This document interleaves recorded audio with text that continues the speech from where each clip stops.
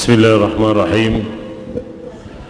Assalamualaikum warahmatullahi wabarakatuh. Alhamdulillah, nahmaduhu wa nasta'inuhu wa nastaghfiruh wa na'udzu billahi min shururi anfusina wa sayyiati a'malina. May yahdihillahu fala mudilla lahu ومن يضلل فلن تجد له وليا مرشدا أشهد أن لا إله إلا الله وحده لا شريك له وأشهد أن محمدا عبده ورسوله لا نبي ولا رسول بعده. معاشر المسلمين والمسلمات رحمني الله وإياكم. Kita bersyukur pada Allah Subhanahu wa taala diberikan nikmat iman wa nikmat Islam sehingga kita bisa berkumpul di satu majlis ilmu, taman surga. Kita mendengarkan firman Allah dan sabda yang mulia baginda Rasulullah SAW di dalam majlis seperti ini. Mudah-mudahan Allah Subhanahu wa taala meningkatkan iman wal Islam. Mudah-mudahan Allah Subhanahu wa taala memasukkan kita semua dalam surganya, surga Firdaus, surga yang didambakan oleh setiap orang mukmin. Insyaallah taala pada pembahasan kali ini kita akan membahas hadis yang ke-368, Ad-dalil ala dukhuli tawaif minal muslimin al-jannat bighairi hisabin wala adabin. Kita membahas hadis Sahih Muslim dari kitab Syarah Sahih Muslim karangan Al-Imam An-Nawawi rahimahullahu ta'ala. Kita akan membahas kali ini hadis yang ke-367 tentang ada sebagian orang muslim yang masuk surga tanpa dihisab oleh Allah, tanpa melalui proses hisab, ditanya, dihitung kembali amalannya, dan tanpa dia melalui proses diazab terlebih dahulu. Ini penting sekali kita pahami, yakni setiap orang Islam berbeda-beda masuk surganya. Ada yang seperti ini, yakni tanpa diazab dan tanpa dihisab. Ada juga yang mesti melalui proses diazab dulu. Ada juga yang melalui proses dihisab, dipertanggungjawabkan seluruh amalan-amalannya, sampai sekecil apapun amalan yang dia lakukan di dunia ini akan digelar di pengadilan Allah Subhanahu wa taala. Ada juga seorang mukmin, ada seorang muslim yang masuk surga tanpa adab dan tanpa hisab, artinya tanpa ada proses azab dan tanpa ada proses hisab. Yani hisab itu pengadilan Allah di mana seluruh perkara-perkara yang dia lakukan di dunia ini digelar di pengadilan yang maha adil, pengadilan Allah Subhanahu wa taala di hari kiamat. Qala al-Imam Muslim hadatsana Abdurrahman ibn Salam ibn Ubaidillah al-Jumahi hadatsana Ar-Rabi' yani ibn Muslim an Muhammad ibn Ziyad an Abi Hurairah radhiyallahu ta'ala anhu أن رسول الله صلى الله عليه وسلم قال يدخل من أمتي الجنة 70,000 بغير حساب. فقال رجل يا رسول الله ادع لنا ادع الله أن يجعلني منهم. قال اللهم اجعله منهم. ثم قام آخر فقال يا رسول الله ادعو الله أن يجعلني منهم. قال سبقك biha ukasha. Dari Abi Hurairah radhiyallahu ta'ala anhu bahasanya baginda Rasulullah SAW, Nabi yang mulia, bersabda, akan masuk di kalangan umatku, yakni ya unisbah di sini adalah umat Islam, umatnya Nabi Muhammad sallallahu alaihi wasallam. Kata-kata umatku, siapa saja yang mengaku bersaksi asyhadu an la ilaha illallah wa anna Muhammad Rasulullah, itu umat Nabi Muhammad. Itu adalah ahlul qiblah, orang yang memiliki kiblat yang sama. Idhafah di sini adalah idhafah tasyrif, yakni Rasul sallallahu alaihi wasallam memuliakan derajat umatnya, sehingga Nabi SAW mengatakan ummati. Perkataan ummati, ummati, ummati, ummati ini selalu disebut oleh baginda Rasulullah SAW ketika beliau dalam kondisi sakit parah di penghujung umur beliau sallallahu alaihi wasallam. Beliau sallallahu alaihi wasallam pernah mengatakan ummati, ummati, ummati, berdoa kepada Allah Subhanahu wa taala untuk umatnya, yakni umatku, umat Nabi Muhammad. Umat Nabi Muhammad ini seperti yang digambarkan dalam hadis yang lainnya, wadidtu an ara ikhwani ya Rasulullah, alasna ashabakum, alasna ashabuka, qala na'am walakinna akhwani alladhina amanu ba'di wa lam yarawni, atau kama qala sallallahu alaihi wasallam. Kenapa Nabi Muhammad SAW sangat cinta kepada umatnya? Rasulullah SAW pernah berkata di depan para sahabatnya seperti ini, waditu, aku ingin bertemu dengan ikhwani, saudara-saudaraku. Subhanallah. Para sahabat bertanya dan berkata, ya Rasulullah, ya Rasulullah, kalau ada sekelompok umat yang disayangi oleh Nabi SAW, maka mereka ingin, sahabat yang hadir pada waktu itu ingin menjadi orang yang waditu, masuk dalam perkataan Nabi, aku sungguh ingin bertemu saudara-saudaraku. Waditu an ara ikhwani, aku ingin bertemu dengan ikhwani, saudara-saudaraku. Ya Rasulullah, alasna ashabuka, bukankah kami ini yang duduk di majelis ini adalah sahabat-sahabat engkau,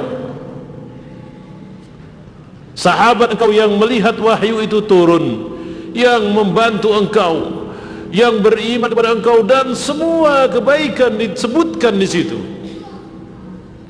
Apa jawab baginda Nabi SAW? Naam, iya, engkau adalah sahabat-sahabatku. Ikhwani, saudara-saudaraku adalah alladzina amanu ba'di, mereka yang beriman setelah aku meninggal.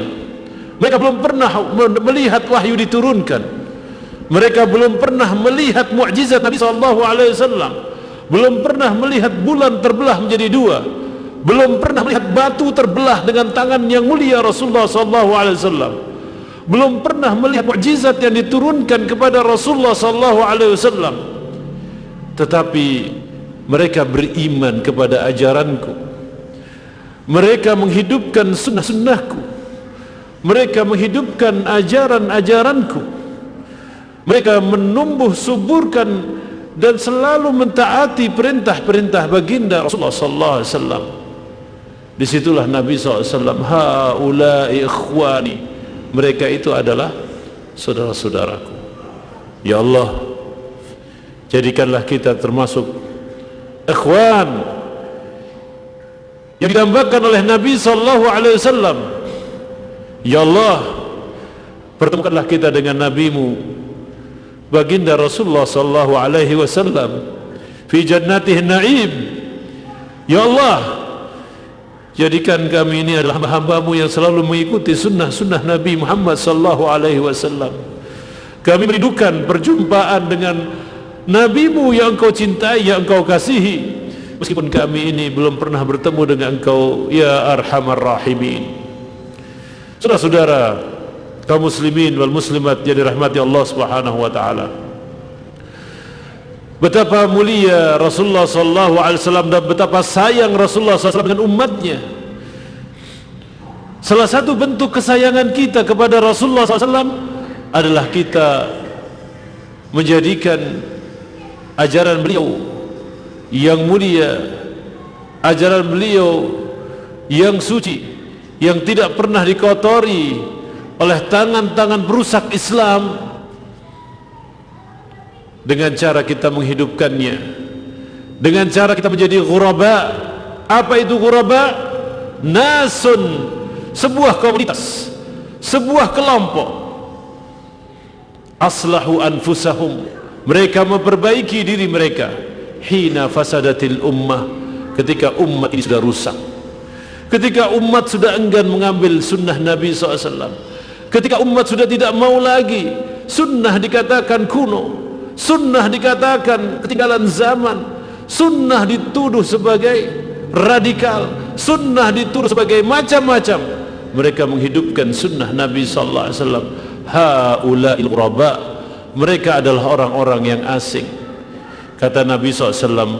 Dan tuba, tuba, kata Nabi SAW, tuba, berbahagialah mereka yang selalu menghidupkan sunnah-sunnahku, menghidupkan ajaran-ajaranku.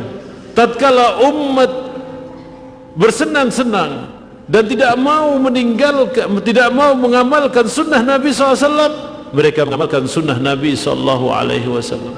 Apa yang pernah diajarkan oleh Nabi, yang pernah dilakukan oleh Nabi, yang pernah dilihat oleh sahabat Nabi dan diceritakan kepada kita, dia amalkan.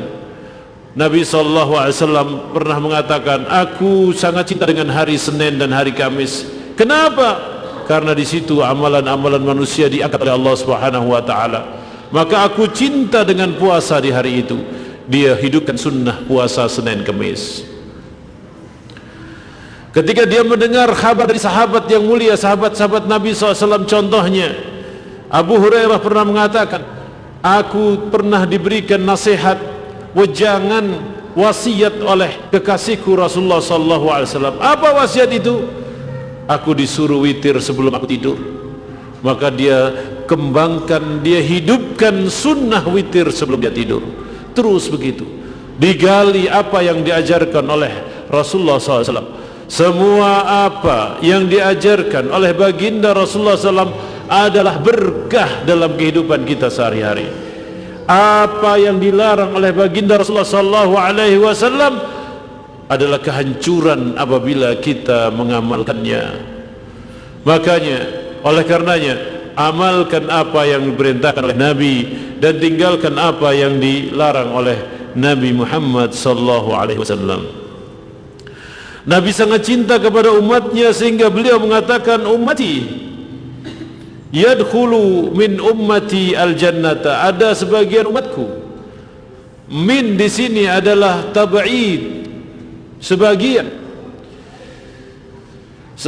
umatku, yakni umat yang beriman kepada risalah kenabian Rasulullah sallallahu alaihi wasallam. Bukan artinya dan bukan termasuk umat Nabi Muhammad mereka yang mengatakan ajaran Nabi itu kuno, ajaran Nabi itu sudah 1400 tahun yang silam, usang sudah, barang murahan. Subhanallah, apa yang diajarkan oleh beliau. Contohnya, Nabi SAW pernah mengajarkan kita, yakni khamsun minal fitrah, 5 daripada yang fitrah, salah satunya memotong kuku. Coba tanya kepada ahli kesehatan, apa faedahnya memotong kuku?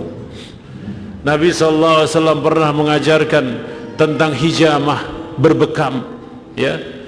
Jibril turun ke Wadi Aqiq memberikan wahyu khusus pada Nabi untuk berhijamah, berbekam.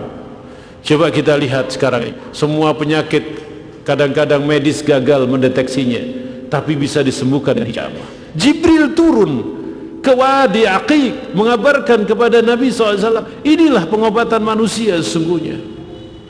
Subhanallah.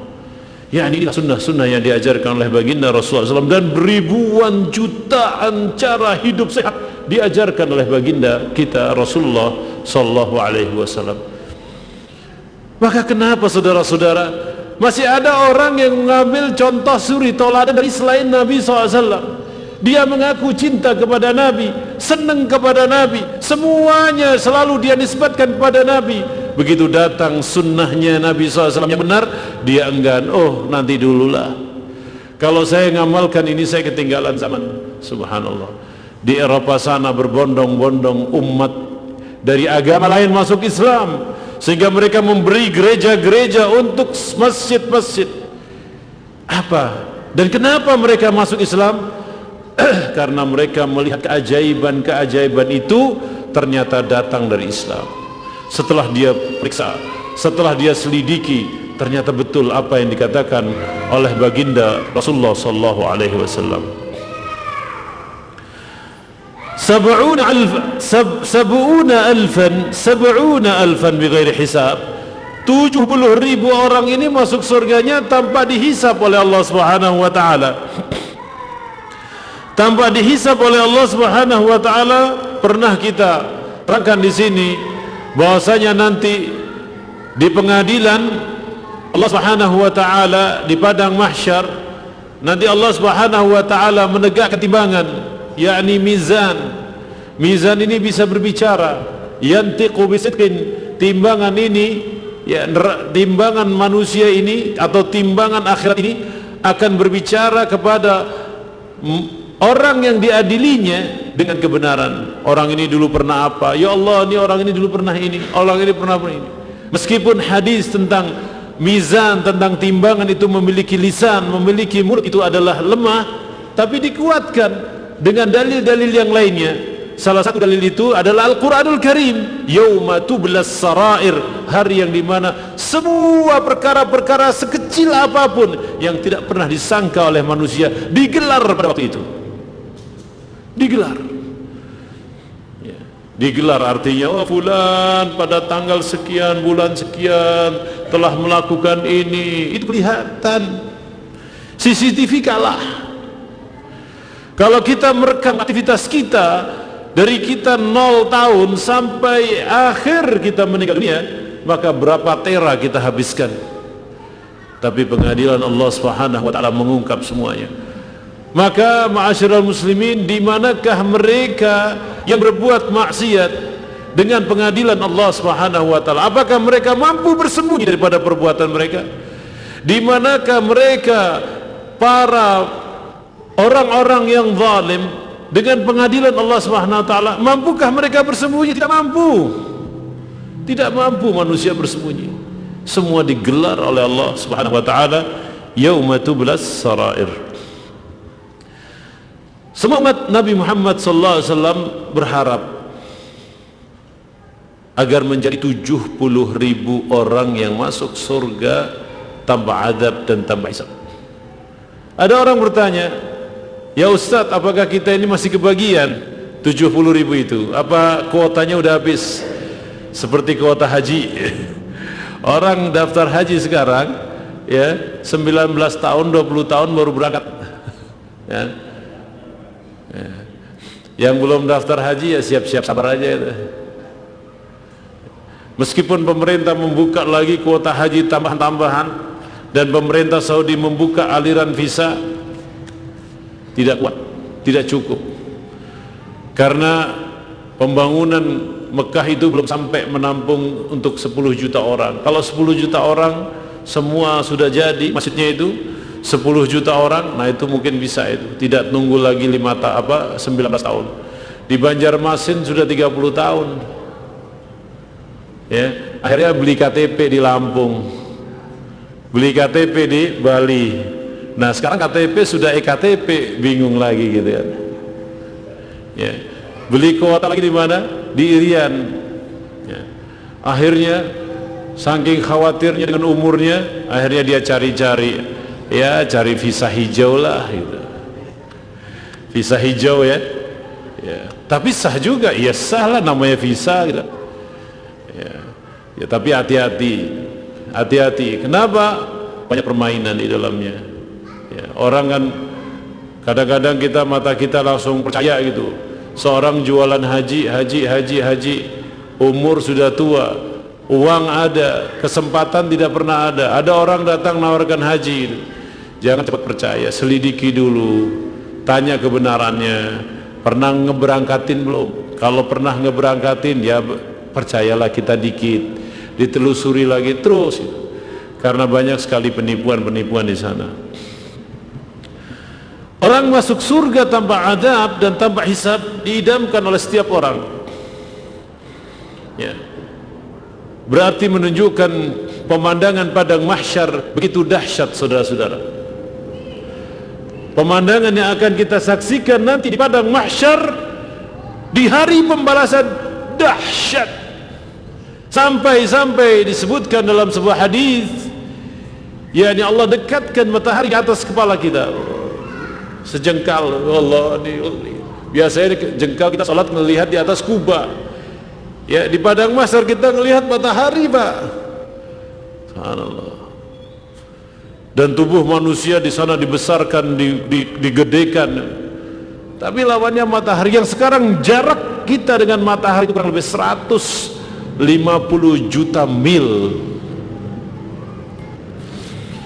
Hari-hari ini kan panas ya, kemarin-kemarin ini panas luar biasa. Nah, panas yang kita rasakan kemarin dibanding panasnya Arab Saudi, Timur Tengah, itu tidak ada apa-apanya. Musim panas di Timur Tengah itu 45 sampai 50. Keluar dari masjid, keluar dari hotel, kena angin plak seperti tempeleng, saking panasnya. Itu kita bayangkan orang yang haji kemarin, Masya Allah panas, semprot kanan, semprot kiri, tapi Allah turunkan hujan pula. Nah, ini kenapa mereka berharap untuk masuk surga tanpa adab dan tanpa hisab? Karena pemandangan di sana luar biasa. Yauma yafirrul mar'u min akhihi wa ummihi wa abihi wa sahibatihi wa bani. Hari yang mana saudaranya tidak kenal lagi saudaranya, kakaknya tidak kenal adiknya, adiknya tidak kenal kakaknya, bapaknya tidak kenal anaknya, anaknya tidak kenal bapaknya, ibunya yang melahirkan tidak kenal anaknya. Nafsi sendiri-sendiri. Maka betul apa yang dikatakan oleh Nabi SAW, wahai Fatimah, mintalah apa saja di bumi ini, mumpung di bumi. Kalau di akhirat nanti sudah nafsi-nafsi. Makanya beramal yang baik selama hidup di dunia, karena ini nafsi-nafsi. Amalan kita akan kita pikul sendiri, bukan orang lain yang memikulnya. Kejelekan kita akan kita pikul sendiri, bukan orang lain yang memikulnya. Oleh karenanya, ketika kita nasihatkan kepada keluarga kita, ingat, nanti amalan dipikul sendiri-sendiri, kebaikan dipikul sendiri, kejelekan pun juga dipikul sendiri-sendiri. Ya, ketika datang waktu sholat, lah sudahlah, jangan diulur, langsung sholat. Ketika datang adzan subuh, sudah langsung pergi ke masjid. Jangan dikatakan masih 1 jam lagi terbit matahari. Ya, akhirnya saya tanya tambah senang. Lewatlah sholat dia, lewatlah ibadah dia. Siapa yang nanggung dosanya? Yang tidak menjalankan sholat itu. Yang penting suaminya, bapaknya sudah menegurnya. Maka ada seorang sahabat berdiri, ya Rasulullah, wahai Rasul. Ini bolehnya seorang bertanya sambil berdiri. Sumama sebenarnya ini tidak jauh duduknya di sana, ustadznya tidak tahu siapa yang bertanya, dia boleh berdiri. Ya, dan itu tidak menyalahi adab dalam menuntut ilmu. Jauh dia, Nabi tidak melihat dia berdiri, orang ini bertanya, ya Rasulullah, doakan kepada Allah untuk diriku. Ya. Nah, ini boleh seorang meminta kebaikan untuk dirinya dia sendiri, boleh.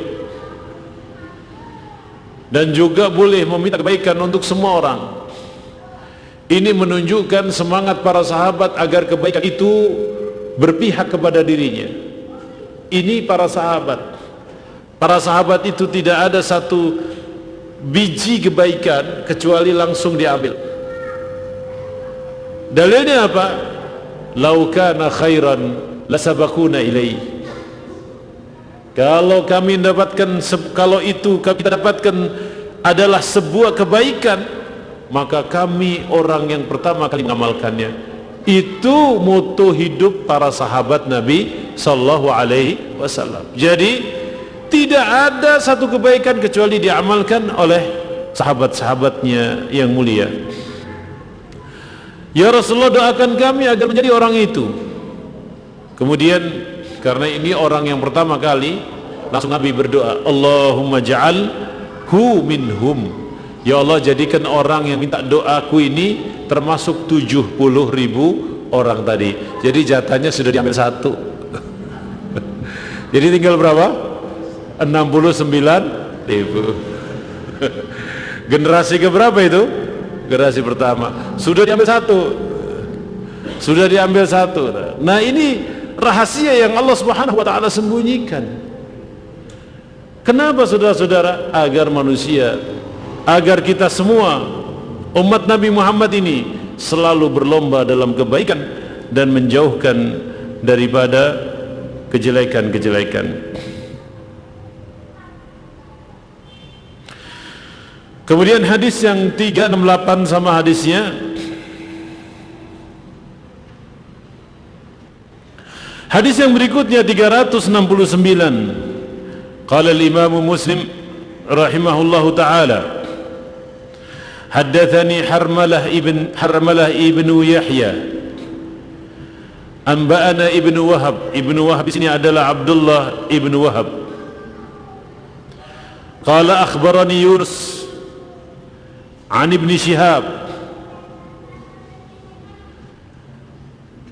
qala haddatsani Sa'id ibn al-Musayyib an Abu Hurairah radhiyallahu ta'ala anhu haddathahu qala sami'tu Rasulullah sallallahu alaihi wasallam yaqul yadkhulu jannata min ummati zumratun hum 70,000 tudhi'u wujuhuhum idha'atal qamari lailatal badri. Nah, ini diterangkan lagi dalam hadis yang berikutnya. Ini namanya tafsirul hadis bil hadis. Hadis itu diterangkan dengan hadis yang berikutnya, dilengkapi dengan hadis yang berikutnya. Ini namanya ilmu, ini namanya tafsirul hadis bil hadis atau bayanul hadis bil hadis. Ada hadis satu diterangkan dengan hadis yang lainnya. Nah, itu yang paling baik daripada kita menerangkan hadis ya dengan perkataan yang lain, maka belum tentu jelas artinya. Tapi kalau kita tafsirkan hadis dengan hadis, maka jelas artinya. Apa itu artinya? Bahasanya Abu Hurairah radhiyallahu taala anhu berkata, aku mendengar Rasulullah sallallahu alaihi wasallam bersabda, yadkhulul jannah, akan masuk surga, min ummati. Ingat kata-kata yang berikutnya sama, min ummati, sebagian daripada umatku. Zumratun, yakni sekelompok umat, hum 70,000, mereka berjumlah 70.000. Kemudian apa keterangan hadis ini? Keterangan hadis ini, wajah mereka bersinar, sinarnya seperti rembulan. Ya Allah, jadi masuk surga bawa sinar lagi, nerangi yang lain. Yang lain masuk surganya sempoyongan, jatuh-jatuh, ini wajah mereka itu penuh sinar, langsung ekspres, kereta cepat ya, kereta cepat tanpa berhenti ya. Nah, sekarang kan serba enak kalau naik yang cepat. Di Mekah itu, Mekah Madinah sudah ada kereta cepat. Mekah Madinah biasa ditempuh 6 jam, 7 jam sambil macetnya, itu bisa ditempuh 2,5 jam dengan kereta api. Dengan pesawat kurang lebih 40 ya 50 menit lah. Tapi pesawat mesti turun Jeddah. Nah kalau ini kereta tercepat sekarang ini itu dibikin oleh pemerintah kerajaan Saudi Arabia, itu jumlah tukang yang bikin relnya itu jumlahnya itu kurang lebih 4.000 orang ya, didatangkan dari Cina. Produk Cina, tapi ada yang bagus ceritanya. Waktu itu saya satu pesawat sama pegawai-pegawai kereta api itu pulang, mereka naik Garuda. Saya tanya mana, wah ternyata bahasanya seperti saya ada di Mangga 2 dan Glodok. Akhirnya Pak, ternyata ya ini pekerja Cina ini masuk Islam. Ada 200-an orang, 300-an orang itu masuk Islam. Akhirnya saya semangat untuk mempelajari ini. Akhirnya di sana ada satu tempat namanya Maktabul Jaliyat, yakni tempat untuk dakwah para pendatang. Nah ini kalau negara kuat, ada orang asing didakwain ya. Nah seharusnya di Indonesia ditiru juga. Kirimkanlah tenaga asing bayar sebanyak-banyaknya, kita kirim dai-dai ke sana, ustadz-ustadz sana ceramah ya, balik lagi ke negaranya Islam semua. Kapok deh kirim tenaga asing ke sini, kan begitu ceritanya. Jadi kalau kita menentang, wah tidak boleh tenaga asing berkeliaran sekarang udah di mana-mana. Caranya bagaimana? Nah mereka kan kita anggaplah tamu-tamu kita, kirimkan dai-dai diajarin Islam ya, belajar dulu bahasa Mandarin tuh ya, belajar dulu bahasa Mandarin, kirim ke sana, bikin tabloid Islam dalam bahasa Mandarin. Subhanallah deh, mereka baca, wah ternyata selama ini mereka tertutup sekali dengan Islam, ternyata terbuka. Oh ternyata Islam itu ada juga di Indonesia. Nah ini saya teringat bahasanya nanti kejayaan Islam itu akan muncul dari timur. Nah mudah-mudahan dari Indonesia ya. Nah itu kapan itu? Kalau umat Islam ini memang sama-sama sepakat untuk berpegang teguh kepada Islam dengan baik dan benar ya, iltizam kepada tali Allah dan tali Rasulnya, dan kita beramar ma'ruf nahi mungkar dengan baik dan bijaksana sesuai dengan tuntunan Islam, sesuai dengan tuntunan Rasulullah sallallahu alaihi wasallam. Ya, demikian, mudah-mudahan bermanfaat. Hadis satu lagi biar tuntas pembahasannya. Hadis yang ke-370 sama ya. Hadis yang ke-371 itu keterangan daripada 70.000 orang tadi. Siapa 70.000 orang tadi? Biar lengkap keterangannya. Qala al-Imam Muslim rahimahullah, hadatsana Yahya ibn Khalaf al-Bahili, hadatsana al-Mu'tamir an Hisham ibn Hassan an Muhammad yakni ibn Sirin qala haddathani Imran qala Nabiullah sallallahu alaihi wasallam. Nah ini 70.000 orang ini, yadkhulul jannata, akan masuk surga, min ummati, dari umatku, 70.000 bighairi hisab, 70.000 orang tanpa hisab. Qalu, mereka bertanya, ya Rasul, manhum ya Rasulullah, siapa mereka itu wahai Nabi?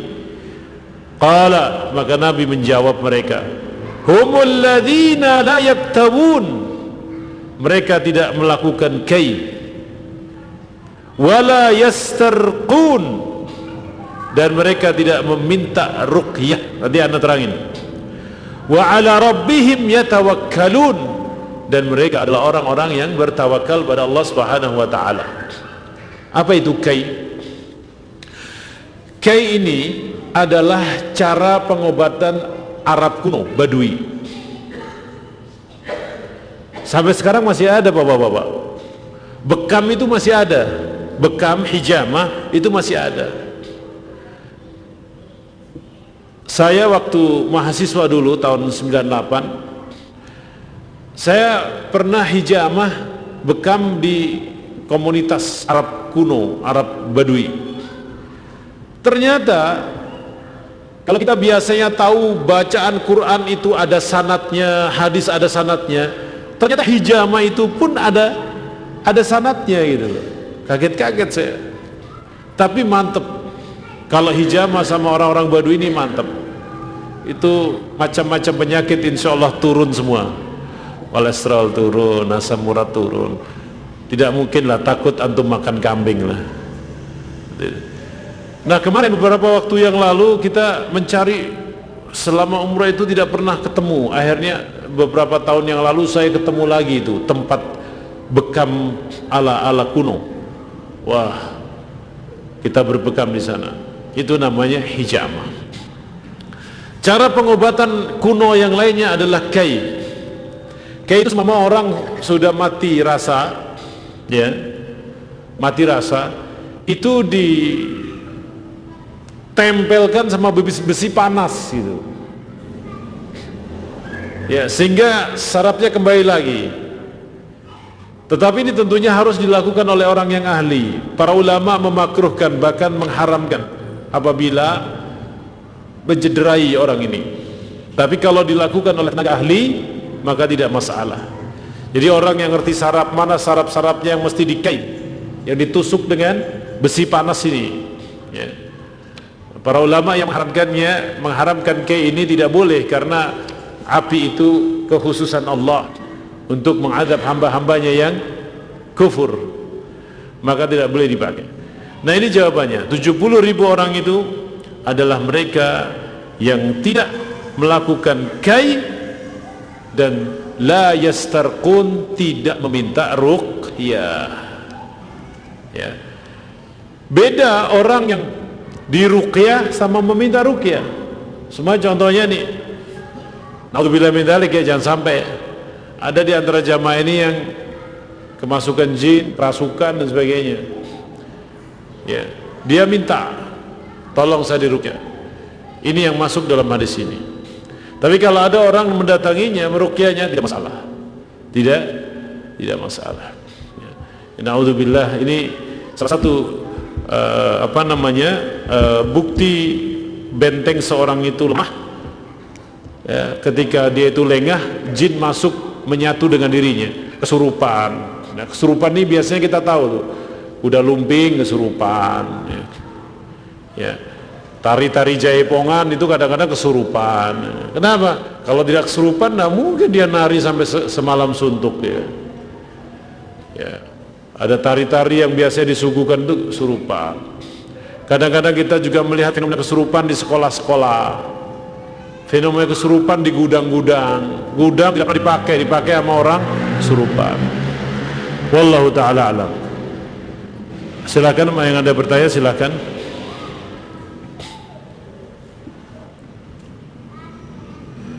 Ada pertanyaan? Ya, silakan, Pak.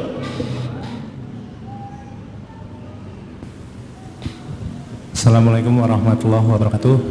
Waalaikumsalam warahmatullahi wabarakatuh. Saya mau bertanya mengenai yang pembahasan terakhir, 7 syarat-syaratnya tadi, yang tidak dikai, tidak minta ruqyah, dan dia bertawakal. Nah, mungkin bisa jadi karena kejahilan kita gitu ya, ada salah satu yang mungkin dilakukan gitu. Contohnya mungkin kita nggak tahu ternyata syaratnya yang masuk 73 golongan tuh tadi nggak minta ruqyah, kita pernah tuh gitu, mungkin minta ruqyah. Nah, apakah kita bisa kembali masuk ke dalam 73 golongan tadi itu? Kalau bisa bagaimana? Terus yang kedua mengenai kondisi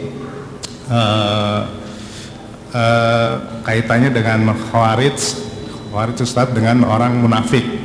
Nah, yang pertama adalah ketika ada contohnya kayak sekarang lah ya, model yang janda-janda itulah ya, yang menghina Islam, yang dia mengaku Islam, bagaimana dia bencinya dengan Islam. Apakah kita yang awam itu bisa langsung mengatakan bahwa dia itu kafir? Karena jelas bagaimana kebenciannya dia, bagaimana dia memperolok-olok syariat. Nah, apakah kita yang awam ini, saya gitu khususnya, bisa langsung bilang dia kafir? Nah, yang kedua sebaliknya, Khawarij itu adalah orang yang mudah mengkafirkan orang-orang lain. Nah, bagaimana hukumnya justru orang-orang yang di luar itu yang suka mengatakan, wah dia Khawarij nih, dia Khawarij nih. Nah itu bagaimana? Mungkin itu saja Ustaz. Assalamualaikum warahmatullahi wabarakatuh. Ya, pertama tentang ketika dia pernah melakukan hal seperti itu, ketika dia bertobat, insya Allah dia masuk daripada 70.000 tadi. Bahkan 70.000 lagi itu, 70.000 orang itu, kalau kita memang ingin mendapatkannya, maka insya Allah kita akan mendapatkan. Karena Nabi SAW di situ memberikan harapan kepada umatnya dengan catatan ini: dia tidak meminta ruqyah, ya tidak melakukan kai, dan intinya itu semua bertawakal kepada Allah Subhanahu wa taala. Jadi maksud daripada perkataan itu, maksudnya adalah ketika orang tertimpa musibah, dia cukup kepada Allah saja. Antum jangan pergi ke dukun, jangan pergi kemana-mana, ya kan? Udah cukup Allah saja. Ada musibah, ada masalah, gelar saja wudu, gelar saja ada, minta kepada Allah. Maksudnya itu, ya. Nah, apabila ada orang, semama dia kesurupan di masjid, kesurupan, ada orang datang membantunya, tidak masalah karena dia tidak meminta. Ya. Kewajibannya adalah kewajiban orang yang melihat saudaranya kesurupan, kerasukan jin, kerasukan makhluk gaib, itu dibantu. Kewajiban muslim yang lainnya. Nah, orang yang kesurupan ini tidak ada kewajiban untuk meminta, itu maksudnya. Artinya kewajiban dia, orang yang kesurupan ini, kerasukan jin ini, atau kemasukan makhluk-makhluk gaib, itu disuruh taubat, ya, taubat minta pada Allah. Maka ruqyah itu mungkin orang terkena jin saat ini, jinnya hilang, setelah itu belum tentu dia akan sembuh terus. Ya. Bagaimana supaya dia sembuh terus? Diajari dia, nanti zikir pagi ya, zikir sore ya, selalu baca istighfar ya, baca Al-Quran ya, baca surat Al-Baqarah. Itu namanya ruqyah mandiri. Itu. Dia bergantung kepada siapa? Kepada Allah Subhanahu wa taala.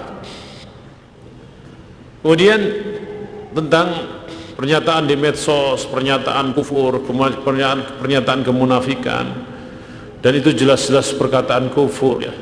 Seperti yang dilakukan oleh sebagian orang yang tidak bertanggung jawab, menghina Islam dan sebagainya. Bagaimana sikap kita? Kita katakan kalau perkataan itu adalah kekafiran, kita katakan itu perkataan kekafiran. Tetapi kita tidak boleh menjustifikasi orang yang berkata itu adalah orang kafir. Paham Pak ya? Kita bisa mengatakan, kalau orang mengatakan demikian, itu perkataan itu mengandung kekufuran. Tapi kepada orangnya kita tidak menjustifikasi dia kafir. Kenapa Ustaz? Karena bisa jadi orang ini mengucapkan itu tidak tahu, bisa jadi tidak ada dalil di depan dia, bisa jadi dia sudah di brainwash dengan pemikiran-pemikiran liberal, bisa jadi ini, bisa jadi itu, ya kan? Tetapi perkataannya kita katakan yang perkataan ini adalah perkataan kekafiran, kita tanpa menunjuk orangnya, adil dan fair. Karena kekafiran itu ditunjukkan di dalam Al-Quran dan Sunnah. Seperti contohnya orang yang mengingkari kewajiban salat, kafir. Ya. Orangnya kafir tidak, belum tentu. Bisa jadi dia mengatakan demikian tidak pernah tahu tentang Islam, atau tinggal di negeri liberal puluhan tahun. Kemudian Khawarij, apa itu Khawarij? Khawarij itu adalah orang yang Khawarij, orang yang selalu mengkafirkan orang lain dengan sebab perbuatan dosa besar. Ya. Kelompoknya namanya Khawarij, perbuatannya namanya takfiri, suka ngafir-kafirkan orang.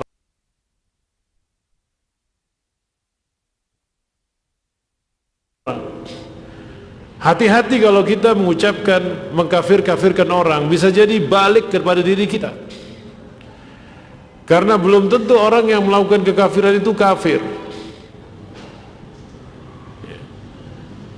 Tetapi orang yang sudah kafir, Orang yang sudah kafir, orang yang sudah jelas tentang kekafirannya, maka kita katakan itu adalah orang kafir. Tapi orang muslim yang membawa perkataan-perkataan kekafiran, belum tentu dia masuk dalam kategori kafir. Tadi itu ada mawani'nya, ada hal yang menyebabkan dia mengatakan demikian. Mungkin karena fulus, kedua karena jabatan, ketiga karena kelompok, golongan dan lain sebagainya. Ya. Saya yakin mereka yang mengucapkan kalimat-kalimat kekufuran ini dan dia masih muslim, saya yakin kalau tahu dia menyesal. Kalau tahu dia menyesal. Setelah dia belajar Islam, oh iya ya, ternyata perkataan saya itu salah ya. Al-Quran tidak menyebutkan demikian, hadis tidak menyebutkan demikian, seperti itu. Maka ini pentingnya seorang mengetahui mana yang dikategorikan kekufuran, mana yang tidak dikategorikan kekufuran, sehingga orang harus berhati-hati ketika berucap, berkata, ya, ditakutkan dia masuk ke dalam lingkaran-lingkaran orang-orang yang mendustai Allah dan mendustai Rasulnya Sallallahu Alaihi Wasallam. Demikian satu pertanyaan saja karena waktunya sudah adzan. Kita tutup dengan doa majlis, kafaratul majlis. Subhanakallahumma bihamdika asyhadu an la ilaha illa anta astaghfiruka wa atubu ilaik. Assalamualaikum warahmatullahi wabarakatuh.